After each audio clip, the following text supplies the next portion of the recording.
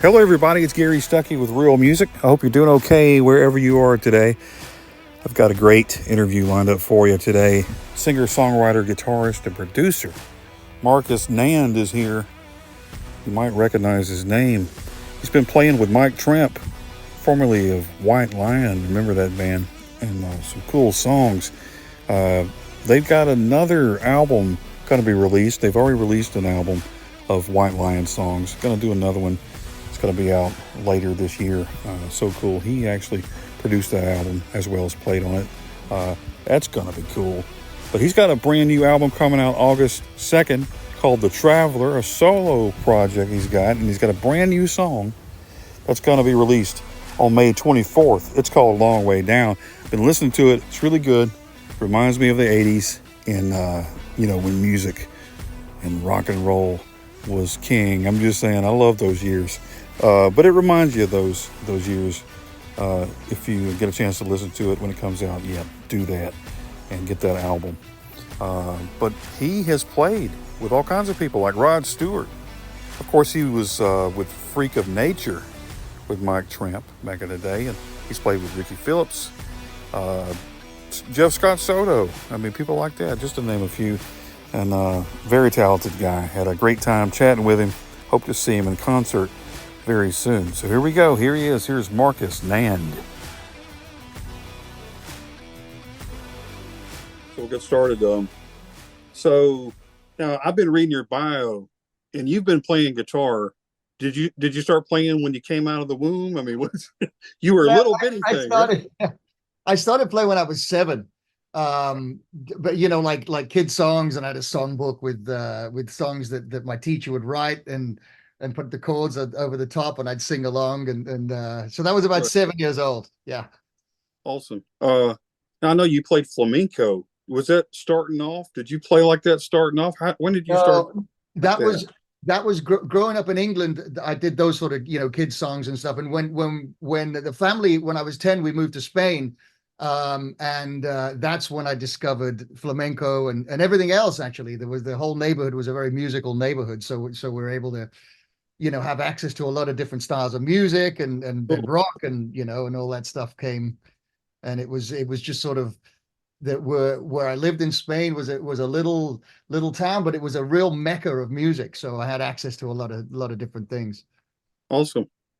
So Yeah, you had all kinds of people around playing. So do you all kinds remember? of great players. Everybody was a great player and inspiring, and a few years older than me, so I was able to find cool music through them and music that wasn't easy to hear on the radio or anything like that in Spain. It sort of had to come from your peers. So I had access to a lot of people's record collection, the older guys and stuff. So that was really valuable, Right, learning that stuff. right. Um, so whenever you first began to play, I know there's got to be a transition from being okay to getting better and better. Do you remember when you were playing and you're like, I'm actually doing okay here? How long did it take you? That's funny because that point of thinking that is constantly and consistently out of your grasp. Sure. Right when you think you're doing okay, you discover it's like you don't know what you don't know, right? So when you're a younger musician, I think you can mistakenly think you're doing okay because there's a lot you don't know that you don't know yet. But it's all part of the process, right? And then when you get older and you realize that you never learn it, you never figure it out. That's the beauty of it, right? It's sort of That's like right. life. Right. That's exact. Good analogy. Yeah.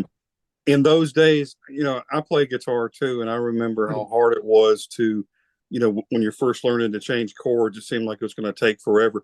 Did Oh, you did you ever record any of that when you were younger? I used to get a little cassette tape and record no, I myself. didn't. I wish I would have done. I do remember what you're saying, though, how difficult it was. And I think I must have been about 11 years old or something when I learned the F chord down at Yeah. on and I remember literally crying to get that. It was so painful. But no, I didn't record any of that stuff. It would have been great to go back. That's something a lot of teachers should do, as a matter of fact, to just Right. track your progress like that. Sure. I was watching a video recently, Joe Satriani talking about when he teach Steve Vai and they said they recorded like a lot of their sessions and they're actually doing some of those Right. pieces of music in this tour they're doing now. Right. Yeah. When I go back and listen, I go, man, that sucks. Yeah. Well, yeah. Not that I've come a long way, but it's so cool. It's interesting to me though to develop it. I know back then you probably had all kinds of influences, which you grew up like in the 70s and 80s like me, right? I So was born in 71, so yeah, so I grew up yep, 70s and 80s. Yep, exactly. so those guys now I know, like I said, looking at your bio and I know some of your people that you played with, did you ever think that you'd be playing with some of these guys and were you a fan of them? Were you younger and go, I wish I could play with those guys one day, and I then you was did?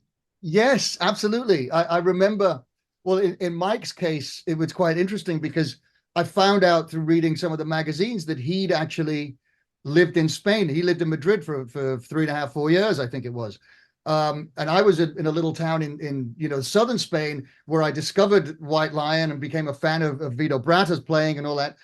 And I remember reading about him being in Madrid and making it to the States before before White Line. And I thought, wow, that's an inspiration. If it's possible for him to do it, then why can't I do it? So it was a one of those sort of I was well aware of him and a fan of the music and everything. Yeah, Awesome. yeah. So tell me that now, when you were learning how to play and things like that, and of course you got better and better, but still at a young age you were playing these rock bands, right? You were probably still a teenager, right? So how did that happen? Well, yeah. Even before that, my dad had a few, not at the same time, but he had a number of different bars over the course of some years. So when I was about 15, I was sort of like playing. They were bars that they were English bars in southern Spain. So we had a lot of expats. So I was playing like 50s and 60s rock and and doing tapping over them and stuff. It was completely inappropriate, but I didn't Oh, realize that at the time. that's that would have sounded interesting. Yeah, Yeah, I should right. have been playing a telly or something and being tasteful, but I was playing an Ibanez and whammy And and you were tap. you were doing the whammy bar, and Yeah. that's cool. I like that, man. I'm trying to picture that in my mind. So it Uh, all started, the live stuff all started there. And that was sort of the beginning of playing live. well, who was the first person to kind of go, this guy is legit? I need to use this guy in my band. What was the first instance? Well, it's if we're going back to childhood now, it was some friends of my dad's who I'm still really in touch with and close to. His name was Terry Ford, and they had a band and they did Maiden cover songs. And my dad took me along to plug in, and I plugged in I remember it was a Fender Jazz. It was a jazz chorus, Roland, and I played it a little bit. And the guy Terry said he goes go home and practice for a year and then come back and then we'll talk. So I did, and I learned Maiden songs and all that stuff and went back and joined the band. And that was Oh, wow. the first series of really cool, young rock gigs and stuff. So yeah, Wow. that was Well, that yeah, that was you the had big. to have a lot of patience and to learn those kind of songs in a year. I mean, I know not just anybody can go, I think I'll learn this, and then Well, and play yeah. it so well. It's just it was just everything when you're a kid, everything is exciting, right? So you just it's not work, it's just excitement. You can't wait to get your hands on something new and learn a new little lick or apply something that you've learned, and it's just excitement rules. It's just Right. incredible. Sure. You know, And never go. hopefully that never goes away, because that's part of what keeps us excited about learning new stuff and writing new material and Sure. doing what we do. Sure. Uh, and of course, today we're going to talk about your new music you got. You got a new album coming out August 2nd, and I know you got Yes. it's called The Traveler, right? And For the traveler, yes. song called Long Way Down, which I've been listening to, and it sounds like the stuff we grew up listening to. It sounds like all of our favorite bands mixed Good. together. By the way, great guitar, great Thank you. vocals, Thank you very uh, much. I'm really very good much songs. appreciated. Um, songs like that excite me because it takes me back. But I'm just happy that there are songs and music out there that still sounds like that you're doing, you know. And I know a lot of people are going to enjoy it. Now, what was the story behind this album and this song? Well, because of having lots of different influences, it's always you want to do. I want to do a nylon record, and I want to do some electronic music, and I want to do a rock record. So you sometimes you're um, pulled in different directions. But because I was working or am working with Mike, I thought this would be a really great opportunity, and that served as a catalyst to do more of a rock record and sort of draw on those influences of mine, and like there's an aspect of me, and I think a lot of people have this. There's an aspect of them wanting to do different things in music, and then there's an aspect of them wanting to do stuff that reminds them of some of their heroes. And that Right, was with this record, I really thought of that. I wanted to be reminded of some of my favorite players and have that in the music. And then there's the world music influence in there as well. There's flamenco guitar always creeps in there somehow, even if it's in a rock sort of disguise. The right, influence is always still there. right. So yeah, I wrote it over the pandemic and recorded it, and then I was just waiting for the right opportunity to put it out. I didn't want to just put it out and not really have anything in place for it. So I got a contract with Cleopatra Records, and I love them. They're a great label, and so we're putting it out through them. And yeah, it's sort of all worked out.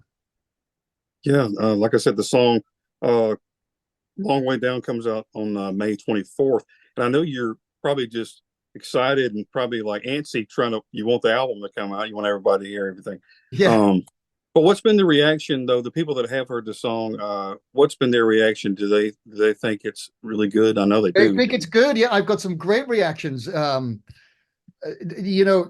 that I'm always try and get better at is songwriting, and because I think I mean, obviously the business is driven by songs. So I've been very happy with the reactions that I've got from people about the writing on this. I co-wrote this, by the way. The other co-writer is Jeff Paris. He had a solo career of his own, and he's a very talented touring musician. He's also a staff writer. He's been a staff writer for a lot. He's written on Mr. Big and uh, God, number of different things. So I'm happy that the songwriting is going over well. And if that goes over well, it sort of gives you an excuse to play guitar parts over it, and then so the whole thing sort of comes together like that. And the Right. musicians that have played on it are great too. I get a lot of comments about the playing on it and the way it sounds and the mix and stuff. So those are the things that as a musician I like hearing. You know. Sure. Um, and talking about songwriting, I mean, I know, you said you have to develop a certain style and you probably have to just, be patient and wait to kind of for it to flow, I guess, to see where you're going with the song. What was the story though behind the song Long Way Down? No, was that an idea that had been floating around in your mind, or did that kind of come? Musically it was, but I always write the music first and then do the melody and the lyric afterwards. Sort of like, okay, now I've got the music, I've got to figure out something to say now, and it's sort of I didn't write these lyrics, by the way. Jeff Parrish wrote these lyrics, but he bounces stuff off me, and we sort of tailor it to the style we're going for. But so it was a definite collaboration, this song, which I love because everybody has the strong and weaker points. So we went with both of our strong points, and it ended up being a really great song. Um, so yeah, he also he's a great vocal arranger too. So we worked a lot on he helped me find the delivery of it and stuff like that. So it's definitely a pure collaboration. This song is. Or it sounds really good. I'm Thank yeah, I you. really was really impressed by it. I know you've been working with Mike Tramp, formerly of White Lion. Now, Yes. I know years ago you met him because you were in the band with him, with the Freaks of Nature. Well, tell me, how did you get up with him initially? Well, initially, I'd only been here a couple of years, I think, or something like that, and I started working with Ricky Phillips, who was in Styx and Bad English and the Babies, and him and Mike knew each other, and Mike was looking for a guitar player to replace one of the guitar players in Freak of Nature. So I got recommended for that, and then went through the countless auditions and ended up going on tour with them, and then Mike and I, over the years, we became, really close friends. And when he decided to do this, we actually toured as a duo a lot in we did some stuff in Spain and England, and we were starting to do, it was a lot of his solo stuff, and we were starting to do some of the White Lion catalog. But Right, he sort of wanted to keep it away from the 80s sound, so we gave it a different approach. And then I think slowly but surely he realized that what people wanted to hear were the songs as they were. So we reconstructed the songs in keys that were good for his voice as he sings now, right, and recreated the big, the big iconic songs, and it's been really successful. So that whole trajectory was started out me working in Freak of Nature, then we became friends, and then we realized that what we needed to do, and did it. right. And you, you produced the first White Lion Song compilation, I I guess. I, Yeah, I the didn't songs. I didn't produce well, actually I didn't get production credit on the first one. I did all the pre-production on that, and found the keys and the tempos, and made the guides and all that stuff. I did produce the second one. So that's cool. I'm actually very excited about that coming out and having a producer credit on it. It's really, it's exciting stuff. I bet. So what do you do as far as producing? I mean, what's some of your main duties as far as that goes? Well, it depends on the project. A lot of the time, if you're producing someone who has a very clear sense of who they are as an artist, and how they sound, and how they want to be perceived, then your role is to sort of work with them. And in this case, it was more of a, a technically musical role, where I sort of put the found the keys and the tempos, and did the guides, and made sure that everybody knew that they were playing to this, and then oversaw when people played to the guides we created, made sure that was working, and everything was sort of constructed the right way. Um, that was in this case. Sometimes as a producer, you have to work with an artist to find a voice that they may not know they have, But with Mike, it's easy. Mike knows exactly what he wants to do and exactly what he doesn't want to do. There's no question there, which and you immediately know, you know, Right. what's going to work and what isn't. So that makes things, that gives you a target. It Sure. gives you a very definite target that if you're not hitting. Right. And when you're playing these songs, live, and of course, everybody that I know is a fan of White Lion. Uh, so were you a fan? I know you said you were of Vito's Yeah. and his playing style. Do you try to play similarly, or how do you play and go? I don't want to sound identical to him, or how do you do that? How do you play behind a guy like that? Well, I I've sort of thought about this before doing it, and I realized that what people want to hear are the songs as they were. They don't they Even though we're doing them in different keys, to suit Mike's voice, we people don't he his parts were so iconic, and so much a part of the song, and so much a part of people's youth, and periods where they were discovering music and really connected to these songs, that I didn't want to come in and change anything. I thought fans aren't going to want to hear that.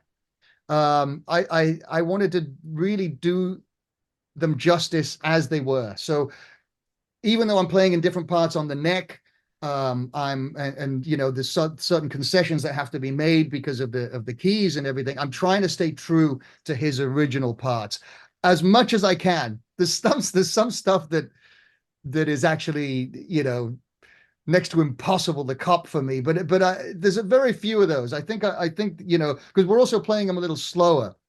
Okay. So because in the 80s everything was like full on. It was fierce. Right. Uh, so I'm staying true to his parts as to the best of my ability because I believe that's what people want to hear. Right. And Yeah, I'm sure I they do. would Yeah. if I was going to hear those songs or songs that I've been a fan of. I want to hear them as they were. Exactly. Yeah, That's right.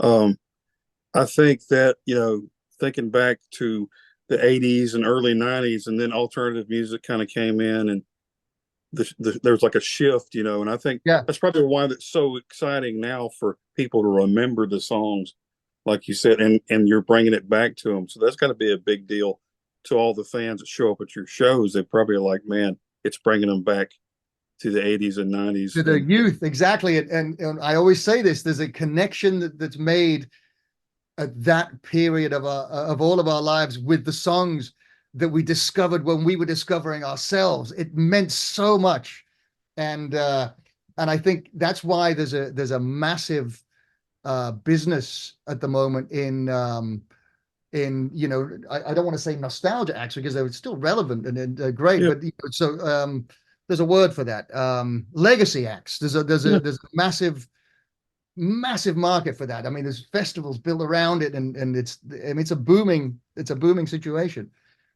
You know, sure, people are touched by the music and want to relive that and remember how that was, as we right. all do. Yeah, I know I do. yeah, Um, and on this new album though, or is there? I know that you were talking about the sounds and the influences, and you're playing them. The sounds on that album kind of sounds like some of the bands probably that you grew up listening to. yeah. What's are they?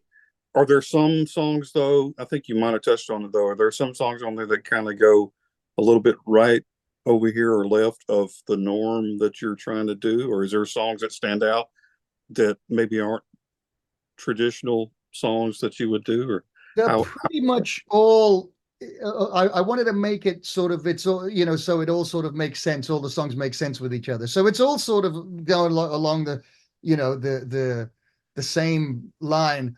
There are some progressive moments on the record because I'm a huge Rush fan and I love progressive rock, and so when once you do that in a song, it sort of gives you license to do it in other places on the record, and it's not a shock, you know. So there's a song called "Do We Bleed" that's a little bit more like a Gabriel sort of thing, but still, still with elements of progressive rock and symphonic rock. You know, there's a heavy Moog stuff in that. So yeah, so there are moments on the record that do depart from, straight ahead rock, right? which I love. I love that stuff. Cool. That's really cool. Symphonic Um, and progressive rock is fantastic for me. I love it. You said you record, or you write the music first when you're doing the song. Yes. So how does that come about? So you're coming up with like say the song. We'll go back to Long Way Down. So you just start doing some riffs and Yeah, what? it's normally happens like by accident. You either because when you pick up a guitar, you tend to play the same stuff that you always play. So sometimes when you're distracted and you just pick it up and you're distracted maybe doing something else and you play something that you're not thinking of, and then you go, oh, okay, that's something interesting. Or like when Right, you play a different guitar, I've heard Gilmore talk about this. When you pick up a guitar that you're unfamiliar with and you're sort of in unfamiliar territory, it doesn't look the same and you're distracted, so something comes out of that situation. So right, a lot of riffs, um of a lot of songs of mine have come out of being distracted and on the guitar. It's right. kind of interesting. Well, do you? like when you're playing, do you record yourself kind of as you're playing some of these because I do you might sometimes when I'm accidentally play? practicing. Yeah, Pardon? sometimes when I'm practicing. Yeah. Well, now it's so easy because we can put a voice note on the. So that's a great tool. I was listening to in a Michael Schenker interview. He just records idea after idea. When he's got to do a record, he picks them off one by one. In the order that they're in. So it's a Right. great tool. And recording, yeah, it's great to be able to have that tool. You don't need to be in a studio or at home in your home studio. So Yeah, yeah, things just sort of fall out of stuff, and I think that's we're lucky when that happens. sure. We've come a long way in that regard in technology and Oh, recording on a cassette tape. I used to get my cassette yeah, tape, mash record and play, and you know, on a thought I Tascam 1680 or those whatever, two, right? yeah, Yep. yeah, those two, yeah. Though, and now they got everything's digital. I guess I went from the tapes to the CDs, and now it's just a little card or something. I guess. I mean, Yeah, it's um, straight to hard drive. I mean, that's a massive benefit for anybody who not only wants to record their own stuff, but to be able to work within the music business too. Like, a lot of people do music for TV and music for, libraries and music for, a whole load of things that it would be impossible to do that job, if we didn't have everything that we have. So it's great. it helps out. It sure does. Yeah. We're talking about the songs that you play every night, the White Lion songs. Yeah. What's your favorite song to play? Okay. I like playing Lady of the Valley. I think that's epic. I think that all the different, the journey it takes you through is great. There's the two iconic guitar solos in there. Mhm. The vocal, the melody is iconic, and then the riff itself. Lady of the Valley is probably my favorite to play, and it Really gets a cool. great response from the crowd too. Right. And then one of the songs that also get from a guitar point of view that's really iconic is Wait. Whenever you play that solo, it's always like walking on a tightrope, but if you pull it off, it goes over really well. I've heard you play it on video, and you Oh, pull it off. Yeah, that brings back memories. I was always a fan of White Lion, and even I remember Main Attraction yeah. when it came out. And I hated that they broke up. But I know that you're keeping it going, with the music and everything. But I know a lot of the fans, though, like you said, they're showing up at your shows and things like that. Now, I know this is going to draw them into your solo stuff. So, are you going to be doing some solo shows, or how's that going to work? I'm working on it. Yes. At the moment, we're pretty busy. In a few weeks' time, I go to Europe, and then from June on to December probably. Yeah, we'll be quite busy. So I'm hoping next year I can get some of my shows because I'd love to play this live, and I'm working on that at the moment. So yeah, Right. hopefully I'll be able to talk about some live shows coming up. Are you going to get some of the guys that played on the album to play with you live, or who all Probably, you? yeah. Probably, That's, yes. Yeah, yes. That that's that would be good. great. Yeah. It's early days yet. I haven't decided. It depends who's available and who's willing to do it. It won't be the type of tour that we do for the money because obviously it's going to be a different type of tour. So whoever's available and willing to tour and to do that type of tour. Sure. Yeah. I'm sure there will be many. Yes, I Uh, think so too. I really do. Um, and I know you're looking forward to it. I mean, with the album coming out. But you talk about the tour though with Mike Yes. overseas and everything. How long is that going to last now? How many shows have you got over there? Well, we've got three festival shows in June. No, sorry. Yeah, in June coming up at the end of June. And then I'm going to be in Spain for a few weeks and then come back and then we do a 9-week tour from August 23rd to October 20 something. and then we open for the Dead Daisies in Europe again as a duo for 13 shows in November. So that'll be fall. Awesome. Yeah. Wow. So we're going to be quite busy for the rest of the year. Awesome. So in between these shows, what do you do for fun? Do you and Mike go putt golfing or anything, or what do you do? No, we don't. Well, I mean, we do. I love seeing new cities and you know, and I've toured Europe quite a bit, but I'd never really done a lot of touring in the States because when I was here, I did a lot of music, a lot of production here in my studio, a lot of music for TV and things like that. So it's only lately that I've started touring more in the States. So it's great to see the rest of the States and it's diverse, big place and it's I love it, So I love seeing cities and definitely tasting the local beer because you have to. Yeah. Yeah, right. And the local words. So yeah. Right. And you have to come to Alabama. Yes, Hey, I I would hope you do. love to see y'all. That would be really cool.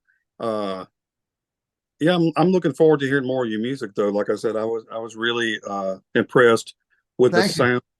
sound. And once again, that's coming out on May 24th, May 24th.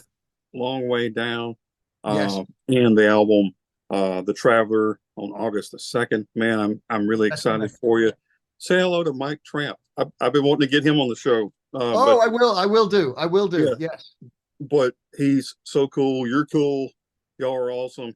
It sounds great. But the new music, though, I hope everybody goes out and checks it out because that kind of music is just so amazing to me. I mean, it's the heartbeat of music to me, and you pulled it off, man. I really think you're Thank you great. very much, Gary. I will make sure to get you a copy of the record for you to have. So That would be awesome. I'll get that sent to you and so you can hear the whole thing. And I can't thank you enough for having me on the show, talking about some history and some new music. Well, thank you, Marcus. I appreciate you. Maybe I'll see you out there one day soon. I hope so. In Alabama. All right, man. All right. Take care. And you. All the best to you. Best. Bye. Bye. There you go, Marcus Nand. Very talented guy. Talented guitarist and singer. And producer and songwriter. But yeah, very talented guy. Check out his brand new single coming out on May 24th called Long Way Down. New album coming out August 2nd called The Traveler. Yes, so good. And I will see you very soon. Always remember to keep the music real.